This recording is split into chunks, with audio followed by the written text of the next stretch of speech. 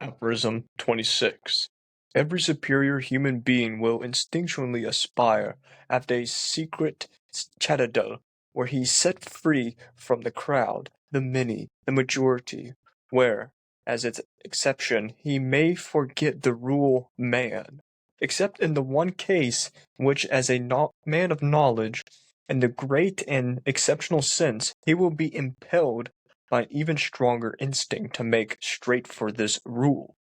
He who, when trafficking with men, does not occasionally glisten with all the shades of distress, green and grey with disgust, satiety, sympathy, gloom, and loneliness, is certainly not a man of an elevated taste, but if he does not voluntarily assume this burden and this pleasure, if he continually avoids it, and as aforesaid, remains hidden quietly and proudly away in his citadel, then one thing is sure, he is not made, not predestined for knowledge. For if he were, he would one day have to say to himself, the devil can take my good taste. The rule is more interesting than the exception, than I, the exception.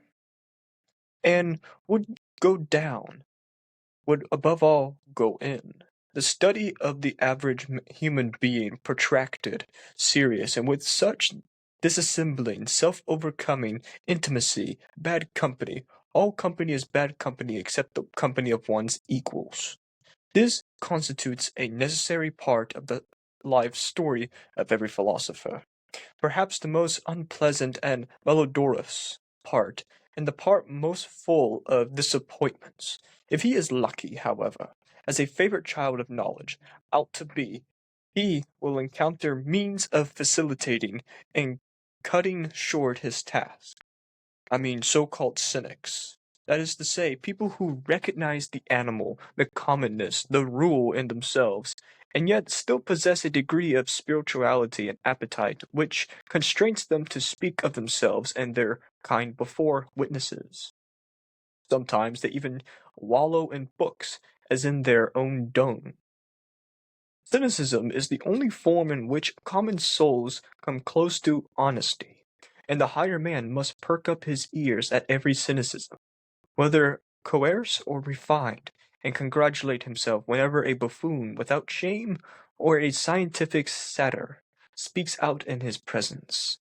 There are even cases in which fascination mingles with the disguise, namely where, by a caprice of nature, such as a indiscreet goat and mockery in touchness of genius, as in the case of the Abbé Jalene, the profoundest, most sharp-sighted, and perhaps almost dirtiest man of his century. He was far more profound than Voltaire, and consequently also a good deal more silent. It is more often the case that, as already indicated, a scientific head is set on a monkey's body, a refined, exceptional understanding on a common soul, no rare occurrence, no, for instance, among physicians and moral physiologists. And whenever anyone speaks without bitterness, rather innocuously, of man as a belly with two needs and a head with a one, wherever anyone seeks, and wants to see only hunger, sexual desire, and vanity, as though these were the actual and sole motives of human actions. In brief, whenever anyone speaks badly of man, and does not speak ill of him, the lover of knowledge should listen carefully and with diligence, and he should in general lend an ear whenever someone speaks without indignation. For the indignant man, and whoever is continually tearing and ridding himself with his teeth, or instead of himself, the world, or God, or society, may indeed, morally speaking, stand higher than the laughing and self-satiated satyr, but in every other sense he is more commonplace, less interesting, less instructive, and no one lies so much as a indignant man. Aphorism 27. It is hard to be misunderstood. exceptionally when one thinks and lives congrasto tagi, among men who think and live otherwise, namely kurmagagi, or, at best, as the frogs go, mandikagi. I am certainly doing everything I can to be hard to understand myself, and one ought to be heartily grateful even for the will to some subtlety in interpretation. As regards one's good friends, however, who are always too indolent and think that because they are one's friends, they have a right to indolence, one does well to allow them from the first some room and latitude for misunderstanding. Thus, one can laugh at their expense or get rid of them altogether, these good friends, and still laugh. Aphorism 28. That which mistranslates words from one language into another is the tempo of its style, which has its origin in the character of the race, or expressed more physiologically, in the average tempo of its metabolism. There are honestly meant mistranslations which, as involuntary vulgarizations of the original, are almost falsifications simply because it was not possible to translate almost its brave and happy tempo, which leaps over and puts behind it all that is perilous in things and words. The German is virtually incapable of presto in his language. Thus, it may be fairly concluded also of many of the most daring and delightful nuances of free-spirited thought, just as the buffo and the satyr is strange to him in his body and in his conscience, so Astrophanes and Pertrinus are untranslatable for him. Everything said, sluggish, slanderish, and preponderously solemn, all long-winded and boring species of style have been developed in profuse multiplicity among the Germans. Pardon me for the fact that even Goethe's prose is in its blend of elegance and stiffness no exception. It is a reflection of the good old days to which it belongs, and an expression of the German taste of a time when there still was a German taste. It was rococo in morbitus et artibus. Lessing constitutes an exception, thanks to his histrionic history, and nature within the history, which was versed and misunderstood as much as it could. He who was not for nothing the translator of Bailly, and liked to flee to the neighborhood of Diderot and Voltaire, and even more of that to the Roman writers of comedy. In tempo too, Lessing loved free-spiritedness, escaped from Germany. But how could the German language, even in the prose of a Lessing, imitate the tempo of Machiavelli, who in the Principe lets us breathe the subtle dry air of Florence, and cannot help presenting the most serious affairs in a boisterous elegantissimo, not perhaps without a malicious artist's sense of the contrast he is risking. Thoughts protracted, difficult, hard, dangerous, and the tempo of the gallop, and the most wanton good humor.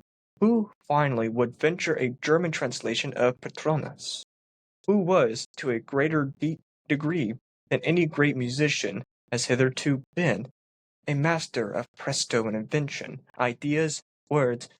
What do all the swamps of the sick, wicked world, even of the antique world, matter when one has, like him, the feet of a wind, the blast and breath, liberating scorn of a wind that makes everything healthy by making everything rotten? And as for Astrophanes, that transfiguring, complimentary spirit, for whose sake one excuses all Greece for having existed, assuming one has grasped in all its profundity what there is to be excused and transfigured here. I know of nothing that has led me to reflect more on Plato's concealment and Sphinx nature than that happily presented Pitié that under the pillow of his deathbed no there was discovered no Bible, nothing Egyptian, Pythagorean, Platonic, but Astrophanes. How could even a Plato have endured life, a Greek life which he had denied, without a Astrophanes? Welcome, everyone. It's a complex and arduous one for today, prolonged one too. And while we're discussing this, we'll be defining words once we arrive at the aphorism itself, because there's some Indian and Hindu words that we'll be translating for today. Great water. First, we begin with aphorism 26. The first line itself, Nietzsche describes blatantly that a superior human will instinctually aspire or desire to, to after a secret citadel where he is set free from the crowd, the many, the majority, whereas he is the exception, but he may forget the rule, man. The secret citadel, you could translate that as one's solitude, the brief time with oneself, for unparalleled freedom, self-development, cultivation, and to heal the mental issues, as we described last time in Aphorism 25. The choose the good solitude, the free, wanton, easy solitude.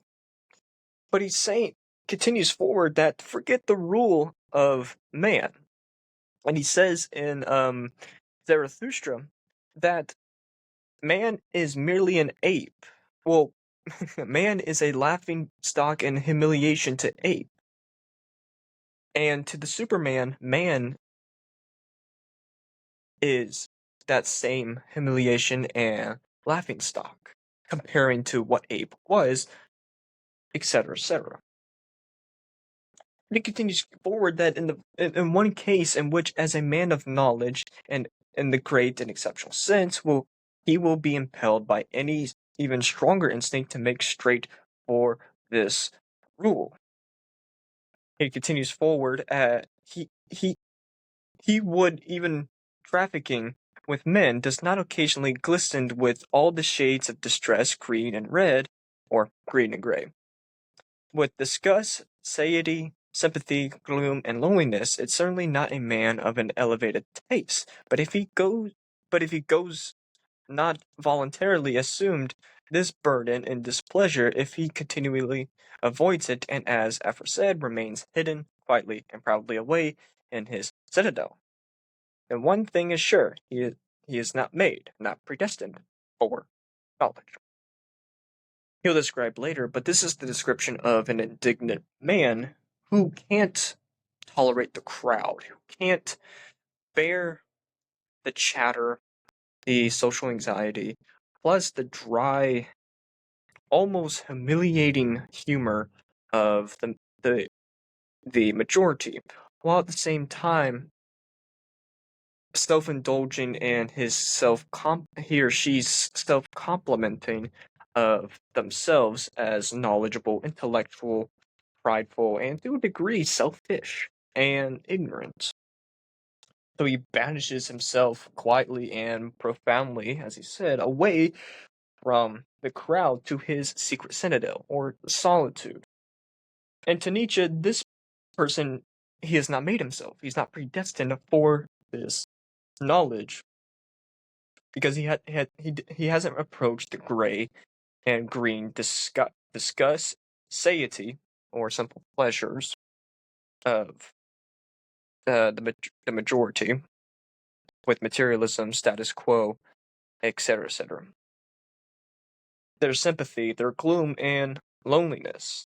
It is certainly not a man of this elevated taste. Because while, yes, you distant yourself both psychologically, philosophically, physically, mentally, and emotionally from others, and you're categorized as a minority person or exceptional, great person, as he would say, or superior human being, it's necessary to interact with the majority. While you disagree immensely in majoritively of the time, it's necessary to comprehend or interact with them both at a social level, but what nuggets of wisdom you can extract from them and benefit from them while they're not acting on that nugget of wisdom that they said. Continues forward, for if he were, he would one day have to say for him to himself, "The devil can take my good taste. The rule is more interesting than the exception, than I, the exception." So this sagacious and knowledgeable person is realizing that they're exceptional and recherche or rare and exotic person, but they love the rule of man. So let the devil take my good taste. I want that rule. It seems more interesting. You could translate that as attention seeking. There was another word I was thinking of, but attention seeking, where you're appealing to the masses, seeking attention, while having the reciprocity of seeking that attention as a form of pleasure, while acting selfless, altruistic, and compassionate to the sympathetic, gloomy, lonely, and simpleton people. Remember, this is a critique, not Nietzsche advocating for one or the other. He realizes this is both inside of us. You'll hear the term when we read or I read and analyze on the genealogy of morals that he'll use master and slave morality. But that's another work. This is beyond good and evil. And the superior man themselves, depending on the person, is beyond the status quo, good and evil, while bad's an afterthought. So while this devil can take the good taste, and I want the rule that's interesting to me, he continues saying, and would go down, would above all go in. Going down, in this sense, it shall be your downfall, for you were biologically granted these specimen worthy senses, genetics, abilities, etc., etc. Now you've created your downfall by thinking that this rule of man is trustworthy and essential than what's inessential, aka your exceptionality, or when you say it, your minority taste, or free spirited, noble taste. But while this is going down, as it would say, it would also all go in. The idea of guilt and the bad conscience, it would say in genealogy of morals. Guilt in this sense is inculcated or breeded in society, where we have a sense of guilt because of our ambition, desire, strengths, our form of freedom, our obedience and command to ourselves, while it's forced on others to be obeyed and commanded. Another form of jealousy and envy. He continues forward that the study of the average human being, protracted, serious, and with such disassembling, self-overcoming intimacy, bad company, all company is bad company except the company of one's equals. Some people would say, what does that mean? What does that mean, that the study of this average human being? Average to Nietzsche is, as he would say, is bad company. That, with all this disassembling and weak form of self-overcoming intimacy or nearness to one another, to have warmth with one another as your neighbor, plus this bad company, everything is bad company accept the company of one's equal. He's saying, use my time while you have it. If you're using my time for something pointless, get out. Because I only need somebody that is using my time trustfully. This is relatable among everybody. Decide, and he'll include friends too in the next aphorism. But for this one, he's saying decide prudently who uses your precious time. Because Machiavelli once said, the more sand that goes through the hourglass, the more we see through the top lens. AKA, life is short, and do everything you can till you feel satiated, actively, not passively or in a utilitarian sense with short-term pleasure, but long-term gratification. Now I'm thinking, why have the perspective of a short life if you can eternally have it again? That's your perspective. If you can have life eternally again, or if it's short to you. This constitutes a necessary part of the life story of every philosopher, perhaps the most unpleasant and malodorous part, and the part most full of disappointments. Because he's correlating everything that we've said with the philosopher and their secret chatadil. Think of a monk. They vowed a life in solitude, sacrificed worldly pleasures, power, their intimacy for chastity, etc., etc., and he's correlating this as full of disappointments. True. Based. If he is lucky, however, as a favorite child of knowledge out to be, he would encounter means of facilitating and cutting short his task. I mean, so-called cynics, that is to say, people who recognize the animal, the commonness, the rule in themselves, and yet still possess a degree of spirituality and appetite, which constrains them to speak of themselves and their kind before witnesses.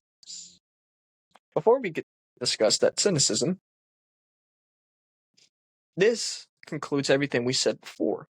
Now, if he's lucky, if fate is on his side and he redeemed his own fate, he will encounter the meanings of facilitating and cutting short his task if he were to be the favorite child of knowledge.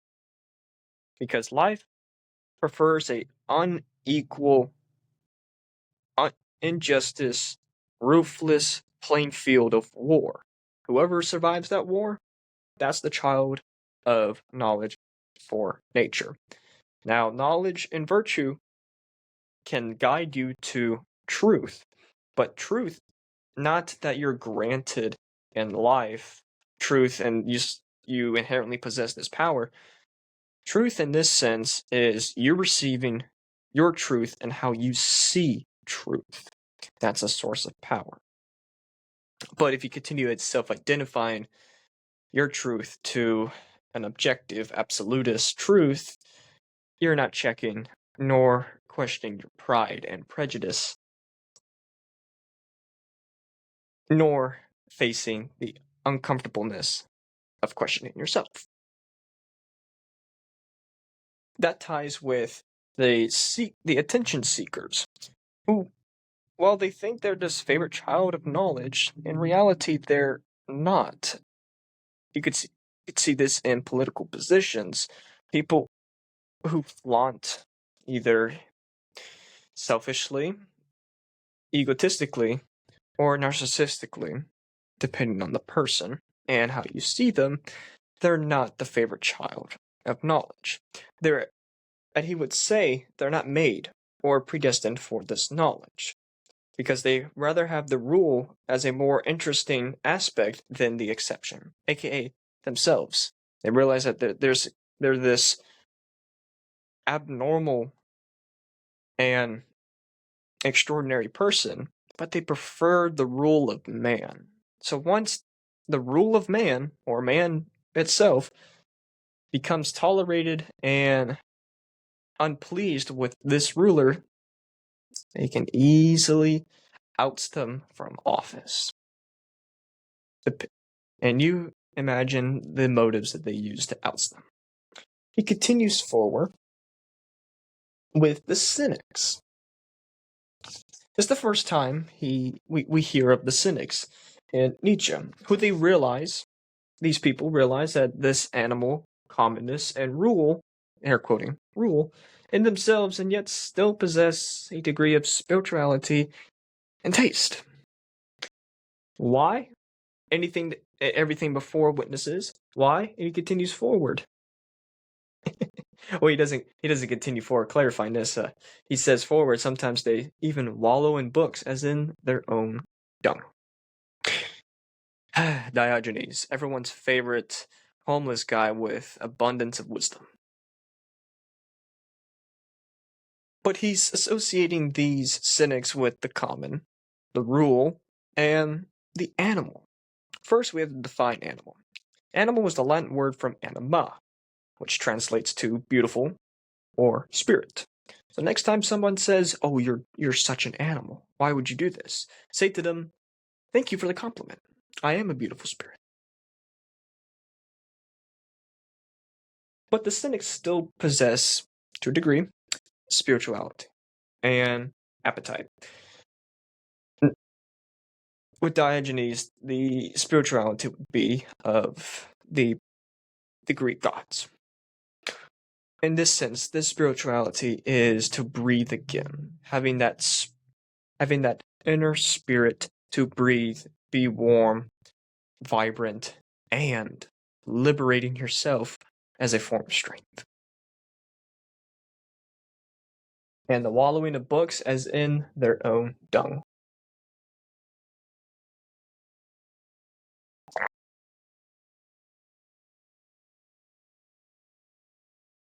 Humor. The same. One word to describe it. Humor. Cynicism is the only form in which common souls come close to honesty, and the higher man must perk up his ears at every cynicism, whether coerced or refined, and congratulate himself whenever a buffoon without shame or a scientific satyr speaks out in his presence. Some people say, well, a pessimist keeps everybody honest and real. No, pessimists don't. It's the cynics and people who see in between black and white and see the truth that is coded in gray matter. And the higher man, well, I'm thinking of a historical event, Alexander the Great and Diogenes. The higher man, Alexander the Great, is being challenged. His authority is being challenged because he said to Diogenes, "I just conquered your city. What would you like? I can give you everything that you want." Diogenes said, "Move, scumbag. You're blocking the sun." That itself is a form of coerce or refinement. And Alexander the Great congratulates him, saying, "If I were not Alexander, I would be Diogenes." That congratulations is to a buffoon, as he blindly saw, and that he blindly and evocatively saw in Diogenes. Then, while this buffoon challenged him, he left with no shame, or a scientific satyr, half man, half goat, speaks out in his presence. You'll see every time in this section a satyr, half man, half goat. Now, why does he use a satyr? Great question. He loves satyrs for the same reason he would love to mangle words and manipulate them from the German language to the English translation, and that it botches every time. But he loves using these words to be playful and provocative and grabbing some nerves. But a satyr is characterized as the lovers of wine, music, dancing, and women. Yes, they're half goat and half human. Well, at the same time. Or wait, am I thinking the same one? No, satyrs are half yeah. Nonetheless, it's half animal, half man. And they were companions of Dionysus, who inhabit locations and the woodlands, mountains, and pastures. They attempted to seduce and occupy the nymphs and the mortal women in the premise. That's what the satyrs are. And he's associating scientific satyrs to this, aka revalue, aka altering what was the love of wine, music, and dancing and women to reason, argumentation, dialect, and that humans are rational beings, etc., etc. He continues forward that there are even cases in which fascination mingles with the disgust, namely there by a caprice of nature which, such as an indiscreet goat and monkey, is touched with genius, as in the case of Abbe Jalanet, the profoundest, most sharp-sighted, and perhaps almost dirtiest man of his century. He was far more profound than Voltaire, and consequently also a good deal more silent. It is more often the case that, as already indicated, a scientific head is set on a monkey's body, a refined, exceptional understanding on a common soul. No rare occurrence, for instance, among physicians and moral physiologists. Criticism after criticism. Now he includes two names. I almost said Voltaire. Voltaire, aka a French Enlightenment thinker, for the books of Candide and the treatise on tolerance. I have to think for a second. But he says another name, Abbe Genelani. Now, who is Abbe Genelani? A Greek, not Greek, a Italian statesman whose first name is Fernando. But he was an economist and Enlightenment thinker with with trade issues. But among his dialogues, he describes in Naples how he seduced and pleased the women at his leisure. Same with Voltaire, but Voltaire was the opposite of what we would say a woman's person. Yeah, he was a womanizer. At the same time, he was a misogynist in at his time. He continues forward that there's this scientific head on the monkey's body, saying flatheads of Enlightenment thinking or democratic Enlightenment thinking, while approaching halfway of what the process is, but accelerating what the modern soul should be. No, it could be in their vision versus what they should be. The altered words. And he sees this in moral physiologists and physicians. And whenever anyone speaks without bitterness, rather innocuously, innocently, of man as a belly with two needs and a head with one, wherever anyone seeks and wants to see only hunger, sexual desire, and vanity, as though they were the actual and sole motives of human actions. In brief, wherever anyone speaks badly of man, but does not speak ill of him, the lover of knowledge should listen carefully and with diligence. Because, he continues forward, he should in general lend an ear whenever anyone speaks without indignation, being ambiguous and or open-minded, and to a degree, observing if people are sensitive or not to what you're saying, or what if they're sensitive or not, depending on their appearance, usage of words, and their philosophy. Because everything they say is a confession of themselves, of what they agree and disagree. For the indignant man and whoever is continually tearing and ridding himself with his teeth, maybe himself, God, or society, may indeed, morally speaking, stand higher than the laughing and self-satiated satyr. But in every other sense, he is more commonplace, less interesting, less instructive case. And no one lies so much as an indignant man. And this ties everything we said previously.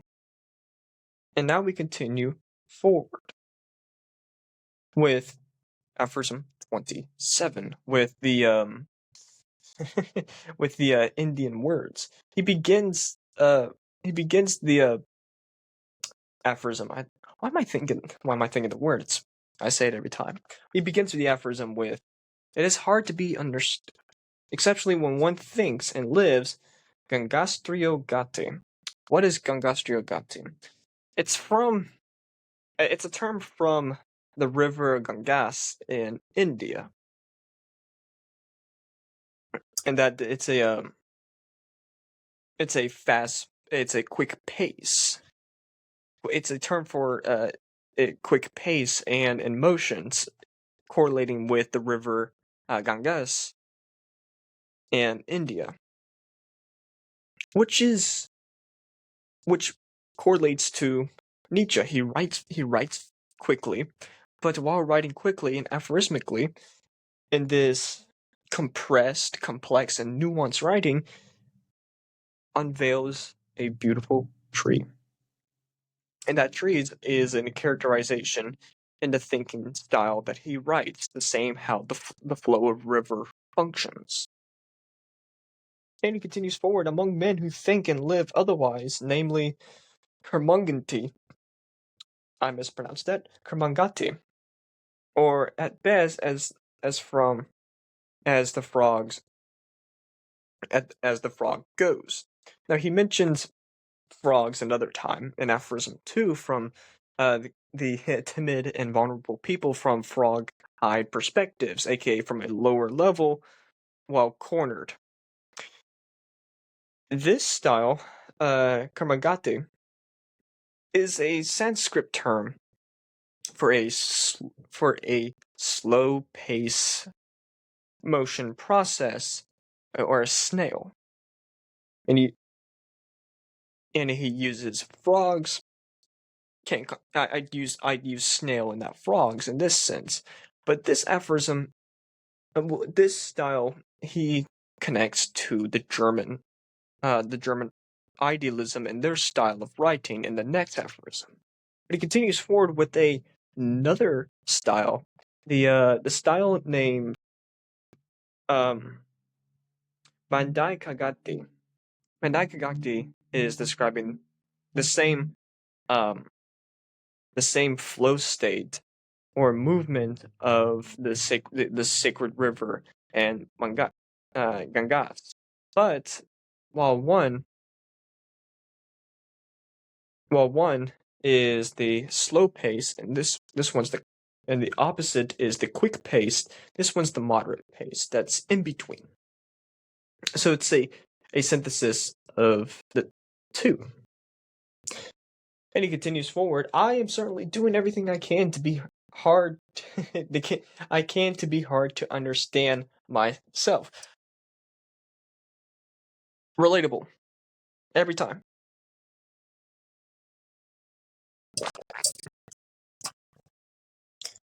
And people rarely confess of not comprehending or understanding themselves. And including the man himself can't comprehend himself. And one ought to be heartily grateful, even for the will to some subtlety and interpretation, As regards one's good friends, however, air quotes, good friends, who are always too indolent and think that because they are one's friends they have a right to indolence, one does well to allow them from first some room and latitude for misunderstanding. Thus one can laugh at their expense or get rid of them altogether, these good friends, and still laugh. This portion, he's confessing of a will to some interpretation of how he realized that it would be it's arduous to comprehend his style of writing, this mandal kagati, a synthesis at the slow and quick pace. But while this interpretation, he correlates this with human friendship. This human friendship is that one should think one with these friends they're lazy, indolent, he says, and lackadaisical, another word for lazy, and think that because they are one's friends, they have the right to be indolent themselves.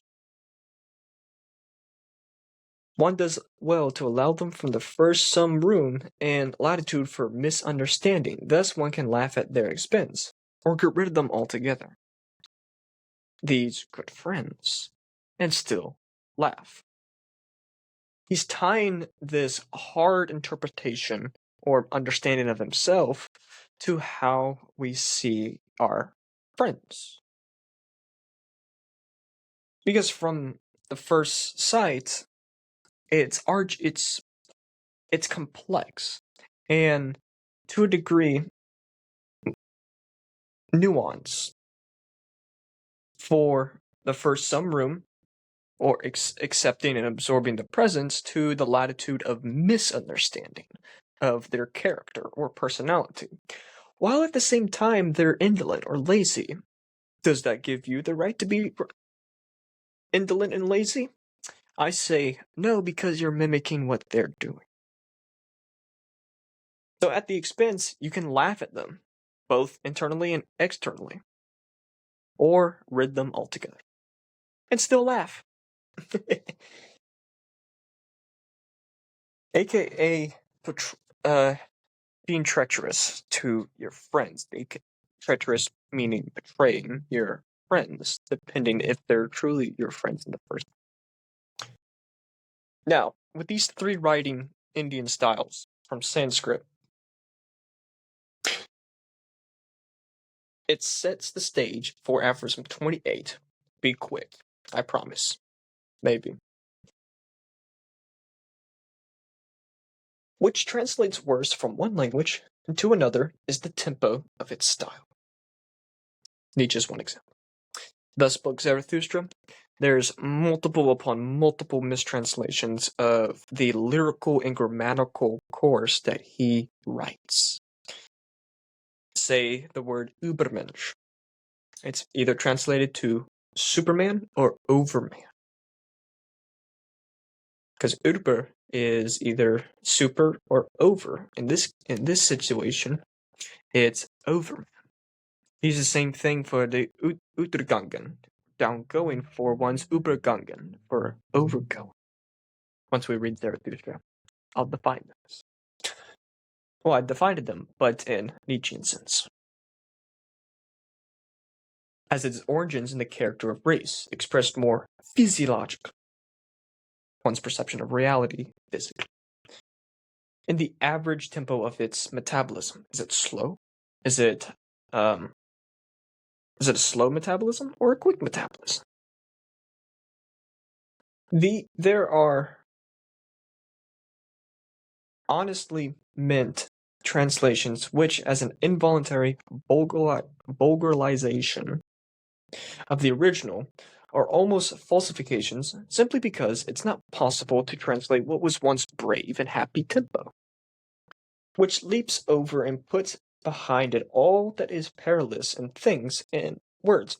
Say, for example, when you're reading one of your number one books that you read as a child and you see it on the shelf again, but it's from another translator.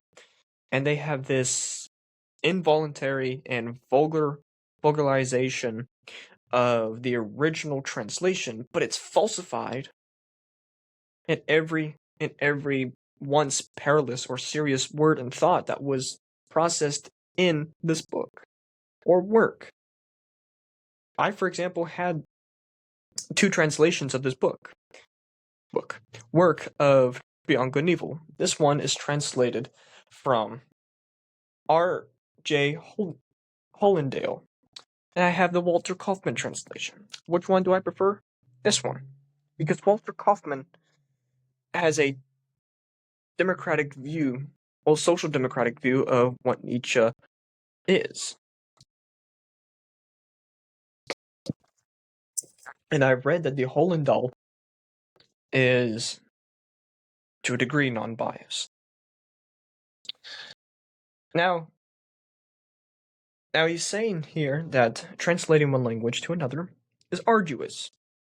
The one example for the Bible, the multiple translations, including the Jeffersonian translation, where Thomas Jefferson extracted sections of the Bible to fit his agenda of how he saw the divine spirituality of Jesus and God.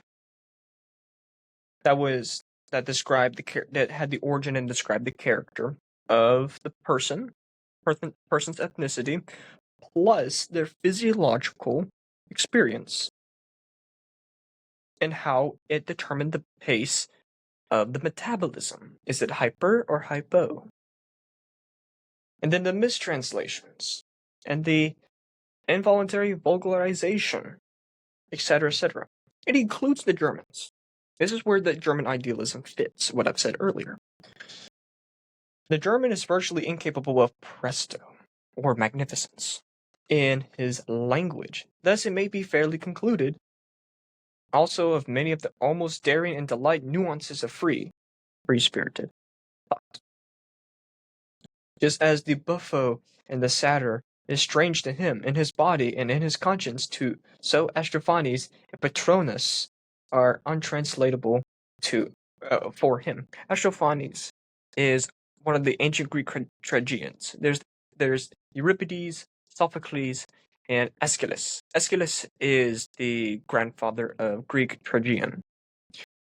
Aristophanes is one of them, but he's say Aristophanes is a brother to not a non-biological brother, but a Greek tragedian brother to Aristophanes or Aeschylus. And the Patronus is a musician, but because of the Germans and their presto of language, sarcastically saying presto, they can't have this nuanced, free, critical thought and mind of these two people. But the buffoon, the cynic, and the satyr, aka half man, half goat, can realize the body and conscience of these two people, while the Germans can't. He'll elaborate why. By saying everything said that was sluggish, ponderously solemn, all long-winded and boring species of style have been developed in profuse multiplicity among the Germans. Pardon me for the fact that Goethe prose is, in its blend of elegance and stiffness, no exception. While he loves Goethe, he includes Goethe of the style that the Germans write. And as he said, ponderously solemn, or thinking solemn and seriously and rationally, long-winded, elaborative, sluggish, slow, aka everything that was Karmagata, slow pace, versus what Nietzsche's pace of the fast pace, or to use the Sanskrit language of Gangastatro Gati. That's one example of mispronunciation. And it's reflected of the old days, to which old days, that's a criticism in itself, the old days or the early Romantics and the late democratic Enlightenment thinkers, the approaching of German idealism and their idiotic and banal slow pace of writing. Hegel, for example, which it belongs as an expression of the German taste of a time when there was still German taste. It was the Rococo in Morbus et Artibus. Now, Mortis et Artibus when it had the sense of artistic style, the Rococo of style. Lessing constitutes a person, an exception thanks to his histrionic nature, which was versed in and understood much of what was nothing for the translator of Bali, and liked to flee to the neighborhood of Diderot and Voltaire, Voln, and even more to that of the Roman writers in comedy. In tempo, too, Lessing loved free-spiritedness and escaped from Germany. Lessing realized early that these Germans can't write. They can't summarize everything. They love an elaborative, long-winded conversation. Hypocritical of Nietzsche, I'd say. But how could the German language, even in the prose of a Lessing, imitate the tempo of Machiavelli, who in his Principe, the Prince, lets us breathe the subtle dry air of Florence and cannot help presenting the most serious of affairs in a boisterous Allegrinze. I'll mispronounce this again. Allegramenzio, and this translates to something with musical. Oh, a direction in a musical notation that the piece should be played very quickly and ecstatically. He's describing this Allegrinzimio to Machiavelli's The Prince, that it's similar to Nietzsche, brisk but ecstatic and vibrant in texture. But while comparing himself to Machiavelli and the scenery of Florence, he continues saying, perhaps without a malicious artist's sense of the contrast he is risking, thoughts protracted, difficult, hard, dangerous in the tempo of the gallop, and the most wanton good humor. A great and fitting description of Machiavelli's Principe. Who, finally, would venture the German translation of Petronius? Who has a greater degree, and great musicians have beforehand been a master of presto of invention, ideas, and words. They translated this Roman musician of comedy in a German translation and couldn't shoot the mark accurately. But with these words, all do have the swamps of the sick, wicked world, even of the antique world, matter when one has, like him, the feet of a wind, the blast and breath, the liberating scorn of a wind that makes everything healthy by making everything run. And as for Astrophanes, that transfiguring complementary spirit for whose sake one excuses all Greece, not great, but Greece is great, for having existed, assuming one has grasped in all its profundity what there is to be excused and transfigured. Here, I know of nothing that has led me to reflect more on Plato's concealment and Sphinx nature than that happily preserved Catephone, that under the bed of his deathbed there has discovered no Bible, nothing Egyptian, Pythagorean, or Platonic, but Astrophanes. How could even a Plato have endured this life? How could this Greek life, that he once denied, live without an Astrophanes? A compliment to Astrophanes, one of the fathers of ancient Greek tragedy. He's comparing this to Plato, where you can't fathom why this man created a flawed metaphysical and moral not table of categories, but table. We'll include table of categories, but a system, but at the same time be appealed to Greek tragedy, because Greek tragedy to ancient Greeks was the time to laugh at at everything that was flawed, catastrophic, and abnormal, and to a degree, something that was tumultuous and unbearable to some eyes. But they still laughed at it and accepted it as their culture. AKA on stage, they'd humiliate individuals by wearing masks of the opposite gender, and they loved it. But he can't fathom that at his deathbed, Astrophanes was under the pillow, but he didn't die as a Platonic, or as a Pythagorean, or some spiritual decrepit and have a malediction on life style of man while denying the Greek life. He still continued and existed passively with Astrophanes in his hand. There's a link in the description to the Men's Academy. I'm inside the academy.